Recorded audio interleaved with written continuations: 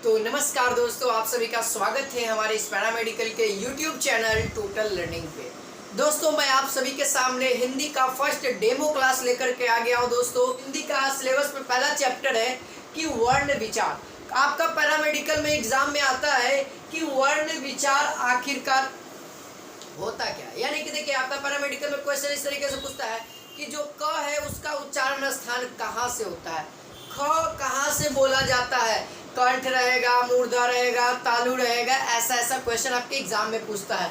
तो बस उसका भी मेरे पास बहुत ही जबरदस्त ट्रिक है, आसानी से आप सब लोग उसको सॉल्व कर सकते हो। तो सबसे पहले हम लोग जानते हैं वर्ण विचार में भाषा।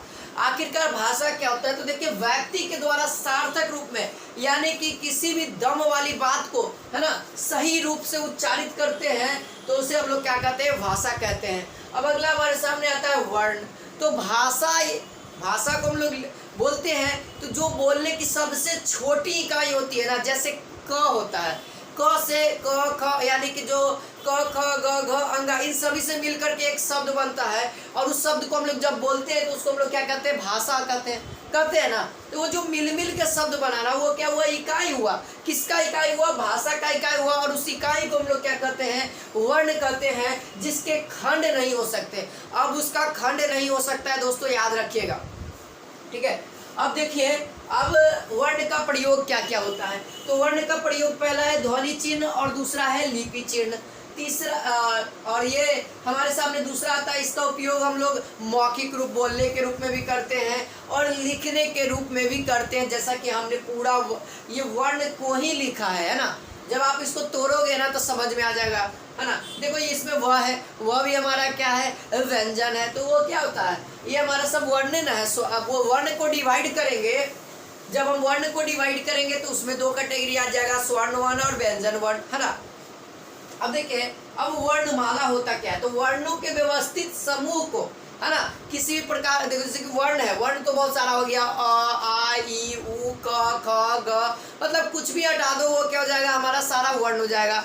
लेकिन दोस्तों, मैं यहाँ पे बता दूं आप सभी को, एक व्यवस्थित रूप में, जैसे क ख ग घ अंगा, ये क्या हुआ, सीरियल हुआ। च छ ज झ इया, ये सब क्या हुआ, व्यवस्थित क्या हुआ, व्यंजन हुआ। तो वही हम लोग क्या कहेंगे, इसको वर्णमाला कहेंगे। अब देखिए, अब हम लोग पढ़ते हैं कि जो वर्ण है उसका टाइप्स कितना होता है। तो दोस्तों, वर्ण का दो टाइप्स होता है। कितना टाइप्स होता है, दो टाइप्स होता है। आपके एग्जाम में पूछता है कि वर्ण के कितने प्रकार है, 2 3 4 5। तो बहुत ही आसान सवाल है, 2 होता है। पहला नंबर पे आ जाता है हमारे सामने स्वर्ण वर्ण, दूसरा नंबर पे आ जाता है व्यंजन वर्ण। तो हम लोग सबसे पहले स्वर्ण वर्ण की बात करते हैं। आपके सामने पूरा डिटेल लिखा हुआ है, ठीक है।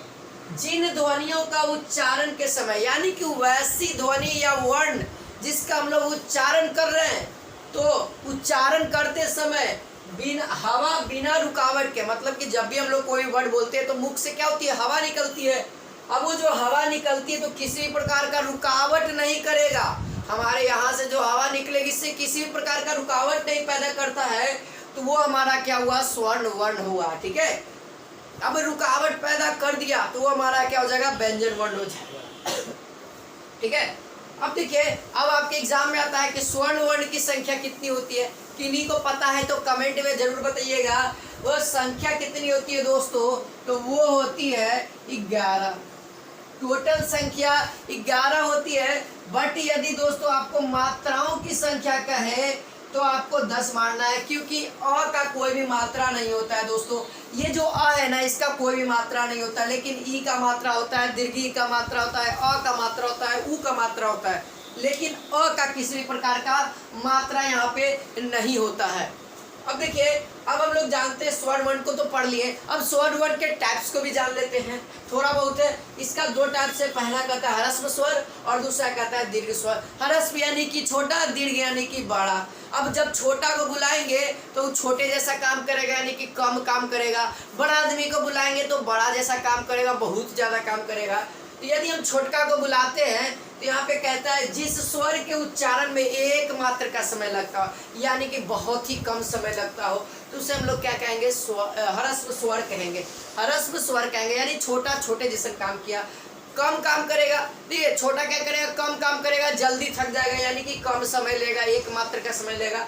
तो इसमें कौन कौन से आ जाते हैं, तो अ ई उ री, ठीक है, इसको जब आप लोग बोलिएगा ना तो तुरंत तुरंत बोला जाएगा। और ये अगर आपको एग्जाम में पूछ दे ह्रस्व स्वर की संख्या कितनी होती है, ह्रस्व स्वर की संख्या कितनी होती है, पैरामेडिकल के एग्जाम में पूछे तो दोस्तों आपको बता दूं, आप लोग को मारना है क्या, 4, 1 2 3 4 गो ह्रस्व स्वर होता है। ठीक है, तो याद रखिएगा। अब वही हम लोग बात कर लेते हैं दीर्घ स्वर के बारे में। तो देखिए यहाँ पे कहता है जिस स्वर के उच्चारण में ह्रस्व स्वर से दुगुना समय लगे, यानी मोटा मोटी हम लोग कह सकते हैं कि ह्रस्व स्वर से क्या ज्यादा समय लगे। ह्रस्व स्वर में 1 मात्र का समय लग रहा तो इसमें 2 मात्र का लगेगा, 3 मात्र का लगे, मतलब ह्रस्व स्वर से ज्यादा लगे तो हम लोग उसको क्या कहेंगे, दीर्घ स्वर कहेंगे। ऑलरेडी बात है, बड़का आदमी रहेगा, ज्यादा काम करेगा, समय भी ज्यादा लेगा। तो यहाँ पे क्या हो जाएगा, अ ई दीर्घ ए ओ औ। यहाँ पे टोटल कितने हो गए, 7 हो गए। अब आपके एग्जाम में पूछेगा दीर्घ स्वर की संख्या कितनी होती है भैया, तो याद रखना कितनी होती है, 7 होती है। कितनी होती है, 7 होती है। तो आपसे ये भी क्वेश्चन दिक्कत दूर हो गया है ना। तो दोस्तों आई होप आप सभी को डेमो क्लास अच्छा लगा होगा। इसी तरीके से हम लोग व्यंजन को भी करेंगे, जहाँ पे आपको मैं बताऊंगा कि क से लेकर के कवर्ग, जैसे कि कवर्ग होता है ना, कहाँ पे लिखे, हाँ यहाँ पे देख लो, यहाँ पे कवर्ग होता है, चवर्ग होता है, इन सभी का उच्चारण स्थान कहाँ से, तो कवर्ग का हो जाएगा कहाँ से, कंठ से। यहाँ से ऊपर की ओर बढ़ते चलिए और इसमें नीचे की ओर बढ़ते चलिए, उसका भी आप लोग पेड क्लास में उसको अच्छे तरीके से बताया जाएगा। तो दोस्तों आप लोग कमेंट करके जरूर बताइएगा कि आपको ये वीडियो कैसा लगा। और तो दोस्तों अभी हम लोग देखने वाले हैं व्यंजन संधि को। ठीक है, हमने कुछ देर पहले देख ही लिया स्वर संधि किसे कहते हैं और स्वर संधि के टाइप्स, वर्ण किसे कहते हैं, भाषा किसे कहते हैं, सब तो हमने सीख लिया। अब बचा हमारे पास व्यंजन। तो इसको बहुत बढ़िया समझिएगा। व्यंजन कुछ इस तरीके से होते हैं जैसा कि आपको दिख रहा है ना, क ख ग घ। इसको हम लोग क्या कहते हैं, इसको हम लोग कवर्ग कहते हैं, इसको चवर्ग कहते हैं, इसको टवर्ग कहते हैं, इसको तवर्ग कहते हैं, इसको पवर्ग कहते हैं। ठीक है, ये 5 है जिसको आपको याद रखना। अब आपके एग्जाम में कहेगा ना कि ख का उच्चारण स्थान कहाँ से होता है, ट का उच्चारण स्थान कहाँ से होता है, ठ का उच्चारण स्थान कहाँ से होता है, फ का उच्चारण स्थान कहाँ से होता है। दोस्तों सिंपल है, याद करना सिंपल है। आप सभी लोग यहाँ पे आ जाओ। तो आप सभी को मैं पहले यहाँ से आपको एक अथी बता देता हूँ, स्ट्रक्चर। ठीक है, ये नीचे वाले हिस्से को हम लोग क्या कहते हैं, कंठ कहते हैं। थोड़ा सा इसके ऊपर आओगे तो इसके ऊपर वाले को हम लोग क्या कहते हैं, तालु कहते हैं। ठीक है, क्या कहते हैं, तालु कहते हैं। फिर इसके जस्ट थोड़ा सा ऊपर आओगे तो उसको कहते हैं मूर्धा। फिर इसके जस्ट ऊपर आओगे इसको कहते हैं दंत। और ये लास्ट में जो बाहर हमारा होता है उसको हम लोग क्या कहते हैं, ओष्ठ कहते हैं। तो ये सीरियल आपको याद रखना है, कुछ इस तरीके से गति करेगा। और ठीक है, कंठ, फिर तालु, फिर मूर्धा, फिर दंत, फिर ओष्ठ, यानी कि लास्ट में जो हमारा व्यंजन जब हम लोग बोलते हैं व्यंजन वर्ण, तो क्या होती है, मुख से जो हवाएं निकलती है वो क्या करती है, इन पांचों पे क्या करती है, वो प्रभाव डालती है। तो पहला देखिए, जब कवर्ग वाले एलिमेंट को हम लोग बोलते हैं तो जो मुख से हवाएं निकलती है वो कहाँ पे प्रभाव डालती है, तो वो ज़्यादातर डालती है कंठ पे। ऐसे सभी जगह डालती है लेकिन ज़्यादा दोस्तों कंठ पे डालती है, तो इसीलिए इसको हम लोग कंठ कहते हैं। ठीक है, इसका उच्चारण स्थान कहाँ से होता है, कंठ से होता है। आप लोग बोल के भी देख लो। देखो व्यंजन की बात करें तो जिन वर्णों के उच्चारण में स्वर की सहायता ली जाती है, क्या वैसा वर्ण हम लोग बोल रहे हैं जिसका उच्चारण में हमको स्वर वर्ण की सहायता ली जा रही है। कैसे सहायता लेते हैं, तो देखिए आधा क है, आप पहले से अ कर रहे हैं, अ हमारा क्या है, स्वर वर्ण है, मैंने बताया था। और ये पूरा बन के क बन रहा है और ये हमारा क्या है, व्यंजन है ना भैया। तो हम लोग को क्या आवश्यकता पड़ रही है, अभी ये आधा अधूरा है, अभी क्या है, ये सब आधा अधूरा है, लेकिन जब इसमें स्वर जुट रहा है तो ये पूरा का पूरा व्यंजन बन रहा है। तो सहायता लग रहा है ना जी, मदद कर रहा है ना स्वर वर्ण। तो यही होता है।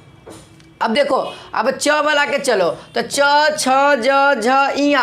यदि 5 गो एलिमेंट से कोई भी क्वेश्चन पूछ दे कि कहाँ से उच्चारण होता है, तो इसके ऊपर तालु से, ठीक है, कंठ से ऊपर जाइएगा तो तालु होगा।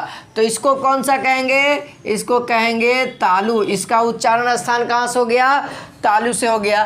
फिर इसके बाद यदि इसका कहे तो इसका कहाँ से हो जाएगा, इसका हो जाएगा मूर्धा से। कहाँ से हो जाएगा, मूर्धा से। नोट करते चलिएगा, ठीक है, नोट करते चलिएगा। देखिए अब आता है त थ द ध न। यदि इसका पूछ दे तो इसका दोस्तों इसके ऊपर अब चलते हैं तो दांत से, ठीक है, किससे, दंत से। तो ये जो त थ दांत का इसमें ज़्यादा यूज होता है। अगर प फ ब भ की बात करें तो यहाँ पे ओठ ज़्यादा कार्य कर रहा है। क्या कर रहा है, ओठ। तो इसका उच्चारण स्थान कहाँ से हो जाएगा, ओठ हो जाएगा, ठीक है, ओठ हो जाएगा, ठीक है, याद रखना, ओठ। तो ये रहा कुछ ये 5 एलिमेंट का, कवर्ग, चवर्ग, अटवर्ग, थवर्ग और पवर्ग का। अब य र ल व, देखिए यहाँ पे मैंने उल्टा लिखा, य र ल और व लास्ट में होता है, लेकिन मैं इसको आगे लिखने का भी मेरा तात्पर्य है। तो ये इन दोनों को हम लोग क्या कहते हैं मालूम है, इन दोनों को हम लोग अर्ध स्वर कहते हैं, ठीक है, याद रखना। इन दोनों को हम लोग क्या कहते हैं, अर्ध स्वर कहते हैं, याद रहेगा। अब देखो ल और र, देखो ल और र को बोलते हो आप सभी लोग, तो यहाँ पर से जो र है ना, र आप लोग कभी भी उच्चारण करके देखना क्या होगा, जीभ क्या होगा हमारा, गोल घूमता है, यानी कि लुंठित होता है। तो इसीलिए हम इसको क्या कहेंगे दोस्तों, इसको हम लोग कहेंगे लुंठित शब्द, ठीक है, लुंठित शब्द है। अगर ल की बात करें तो दोस्तों ल बोलोगे तो जीभ क्या होगा, थोड़ा सा खड़ा होगा और बगल से हवाएं निकलेगी, यानी कि प्रासर्व हवाएं निकलेगी। तो यहाँ पे इसको हम लोग क्या कहेंगे, प्रासर्व शब्द कहेंगे, ठीक है, प्रासर्व वर्ण कहेंगे, ठीक है। ये तो स्ट्रक्चर याद हो गया। क्वेश्चन इसी से रहेगा। छ का उच्चारण स्थान तालु और द का उच्चारण स्थान दंत। अगर पूछ दे ब का उच्चारण स्थान ओठ। अब कोई दिक्कत, इससे क्वेश्चन नहीं छूटेगा, ठीक है। अब देखो 2020 में इस साइड से क्वेश्चन आया था, ठीक है, इसको बढ़िया से ध्यान देना। देखो यहाँ पे, चलो यहाँ पे देखो, यहाँ पे कहता है तलब्बे स, मूर्धन्य स, दंती स और ह। इन सभी को यदि आप लोग बोलते हो, इन सभी को यदि हम लोग बोलते हैं तो क्या होती है, उष्ण हवाएं निकलती है, उष्ण व्यंजन बोलो या उष्ण वर्ण बोलो, इसीलिए इससे गर्म हवाएं निकलते हैं, इसीलिए हम लोग उष्ण बोलते हैं। अब देखिए, अब ये 3 गो क्या है, छत्रज्ञ, ठीक है, छत्रज्ञ। जो बचा दोस्तों वो हमारा क्या है, संयुक्त है। क्या संयुक्त व्यंजन कहो या संयुक्त वर्ण कहो। क्यों संयुक्त कह रहे हैं, संयुक्त का अर्थ होता है मिल करके बनना। तो देखो यहाँ पे देखो मैं सब लिखा हूँ, छत्रज्ञ और ये स्र, इसको हम लोग क्या कहते हैं, मिश्रित में भी कभी कभी लेते हैं, तो इसको संयुक्त में भी लेते हैं। ज़्यादातर दोस्तों जो राइट होगा वो होगा मिश्रित में, ठीक है, याद रखना मिश्रित में। बट यदि संयुक्त में भी आ जाए तो उसको ले सकते हैं। देखो अब 6 को संयुक्त क्यों कर रही है, 2 एलिमेंट से, आधा क और ये मूर्धन्य स से बन रहा है। त्र को देखिए तो आधा त और र से बन रहा है, 2 एलिमेंट। ज्ञ को देखिए आधा ज और इ से बन रहा है। स्र को देखिए आधा तलब्बे स और प्लस र हो गया, तो क्या हो गया, स्र हो गया। तो ये था आपका पूरा व्यंजन। अब देखिए, अब जो एग्जाम में और भी क्वेश्चन जो पूछता है इस चैप्टर से, वो है महाप्राण, अल्पप्राण, घोष और अघोष, ठीक है। तो याद रखना। देखो अब हम लोग थोड़ा सा महाप्राण अल्पप्राण को बढ़िया से समझो। देखो इस एलिमेंट को हम लोग क्या कहेंगे दोस्तों, 1 नंबर। जब भी मैं पहला की बात करूं तो पहला में ये सारा एलिमेंट आ जाएगा। जब मैं दूसरा की बात करूं तो ये सारा दूसरा का एलिमेंट आ जाएगा, ठीक है, यहाँ फ तक ही लास्ट। फिर अगर तीसरा की बात करें तो तीसरा नंबर यहाँ हो जाएगा। चौथा की बात करें तो चौथा नंबर यहाँ पे हो जाएगा। अगर 5वां की बात करें तो 5वां नंबर हमारे सामने ये वाला हो जाएगा। तो ये कुछ रो है जिसको याद रखना है। तो महाप्राण में कौन कौन सा, जैसे कि आपके एग्जाम में पूछता है कि बताइए कि निम्नलिखित में से कौन सा महाप्राण है, तो आपको याद रहेगा तब ना कि कौन वाला महाप्राण है, कौन अल्प प्राण है, कौन घोष है, कौन अघोष है, ठीक है। तो यहाँ पे मैं बताता हूँ आप सभी को कि महाप्राण कौन है और अल्प प्राण कौन है। तो इसको नोट कर लीजिएगा आप सभी लोग। चलिए देखिए, यहाँ पे सबसे पहले मैं लिख रहा हूँ, जिसको ध्यान दीजिएगा आप सभी लोग, अल्प प्राण, ठीक है। यहाँ पे लिख रहा हूँ अल्प प्राण, ये रहा अल्प प्राण, ये रहा महाप्राण। तो इसमें कौन कौन सा एलिमेंट होगा दोस्तों, तो जो अल्प प्राण में एलिमेंट होगा वो होगा पहला नंबर, तीसरा नंबर और 5वां नंबर के साथ साथ यदि य, र, ल और व, ये इस सब में से कोई भी रह गया, ठीक है, इस सब में से कोई रह गया। तीसरा यानी कि कहने का मतलब इसका एलिमेंट जो भी है ये क्या हमारा अल्प प्राण है। पहला का जो भी एलिमेंट है वो हमारा क्या है, अल्प प्राण है, और पांचवा का जो भी एलिमेंट है ये क्या हमारा अल्प प्राण है। तो वही बात कर लेते दोस्तों महाप्राण का। तो महाप्राण में कौन कौन सा एलिमेंट होगा, तो जो बच गया है वो हमारा क्या हो जाएगा, महाप्राण हो जाएगा। जैसे में इसका दूसरा बचा हुआ है और चौथा बचा हुआ है, और साथ ही दोस्तों इसमें तालव्य स, मूर्धन्य और डेंटिस, और ये भी बचा हुआ है। तो जो बचा हुआ है हमारा ये क्या हो जाएगा, महाप्राण हो जाएगा। तो याद रखना महाप्राण, अल्प प्राण, पहला ये वो कोई याद रहेगा, दूसरा आसानी से याद हो जाएगा। तो ये तो रहा, ये वो कोई याद कर लो, आसानी से दूसरा याद हो जाएगा। अब आपसे मैं पूछूंगा दोस्तों कि महाप्राण, अब आपसे क्वेश्चन आएगा महाप्राण कौन है, ठीक है। ऑप्शन में रहेगा ट्वर्गी न, वी रहेगा न, सी रहेगा ध, ठीक है, और डी रहेगा हमारे सामने द। तो आप सभी को कौन कहिएगा, सॉरी अल्प प्राण हम लोग ले लेते हैं ना,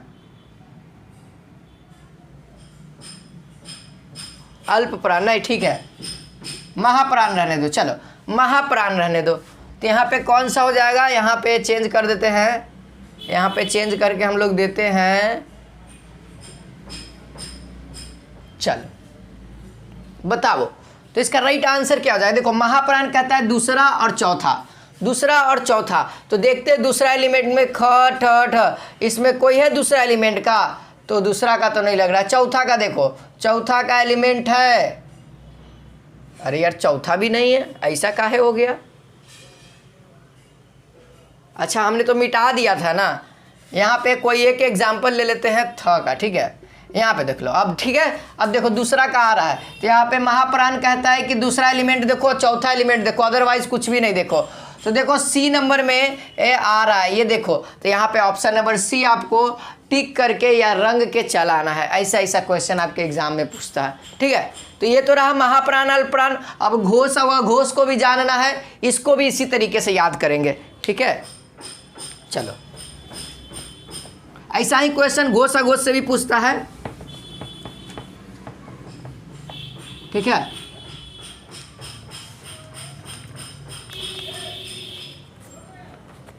चलो यहाँ पे देखो हम लिख रहे हैं, इधर हो जाएगा घोष वर्ण, ठीक, और ये नीचे में लिख दे रहे हैं अघोष वर्ण। तो घोष वर्ण में कौन कौन सा एलिमेंट हो जाएगा, तो तीसरा, चौथा, पांचवा, और य, र, ल और ह, ठीक है। और अघोष में यदि कहो तो पहला और दूसरा बचा है ना, और इसके साथ स, श, यही ना बच गया, इतना एलिमेंट तो बच गया। देखो अगर एक वो भी याद रखते ना तो आसानी से ही सब कवर हो जाता है। देखिए इसमें क्या 3, 4, 5 य, र, ल, ह, और बाकी बचा कौन, 1 और 2 बच गया, 1 और 2 लिख दिए, और स ये भी बच गया, तो इसको भी लिख दिए। तो ये कुछ आपका याद करने का मेथड है, इससे भी क्वेश्चन आपके एग्जाम में आता है, तो आपको ध्यान रखिएगा दोस्तों। आई होप आज की क्लास को अच्छा लगा होगा। तो पूरा वर्ण विचार हमने कंप्लीट कर लिया है। अब हम लोग नेक्स्ट टॉपिक नेक्स्ट वीडियो के साथ मिलते हैं। तो जय हिंद, जय भारत।